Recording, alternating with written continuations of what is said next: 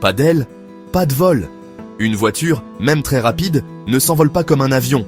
C'est normal, elle n'a pas d'aile. En réalité, l'air est un fluide qui oppose une résistance. À basse vitesse, on ne la sent pas trop. Mais à 200 km/h, c'est une autre histoire.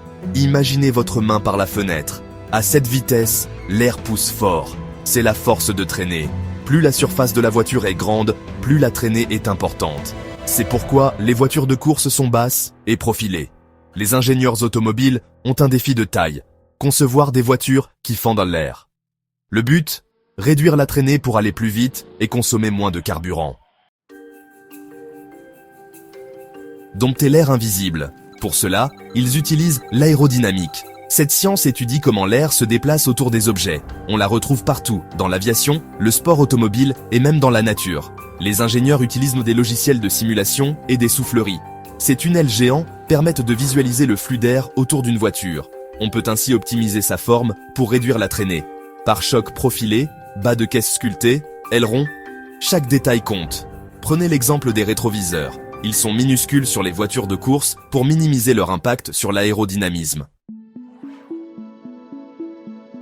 L'appui, collé à la route.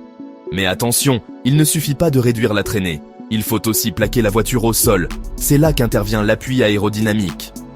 L'appui, c'est une force qui s'exerce vers le bas. On l'obtient grâce à des éléments aérodynamiques comme les ailerons. L'aileron arrière d'une Formule 1, par exemple, agit comme une aile d'avion inversée. L'air passe plus vite en dessous qu'au-dessus de l'aileron, ce qui crée une dépression. La voiture est alors aspirée vers le sol. Plus l'appui est important, plus la voiture colle à la route. Section 4. La vitesse, oui, mais en toute sécurité.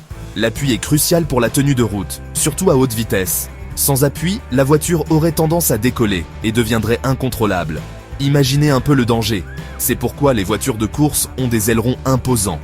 Ils leur permettent de prendre les virages à des vitesses folles. Mais attention, trop d'appui nuit à la vitesse de pointe. Les ingénieurs doivent trouver le juste équilibre entre vitesse et stabilité. C'est un véritable casse-tête. Section 5. L'aérodynamique en chiffres. Saviez-vous qu'une Formule 1 peut générer plus de 2 tonnes d'appui aérodynamique? C'est plus que son propre poids. Et ce n'est pas tout. À 300 km/h, la force de l'air sur une Formule 1 est telle qu'elle pourrait rouler au plafond d'un tunnel. Impressionnant, non? L'aérodynamique est une science fascinante. C'est la lutte permanente entre l'air et la machine. Alors, la prochaine fois que vous verrez une voiture de course filer à toute allure, pensez à l'aérodynamique. C'est grâce à elle que ces bolides peuvent repousser les limites de la vitesse. Et n'oubliez pas de vous abonner à la chaîne pour plus de découvertes scientifiques.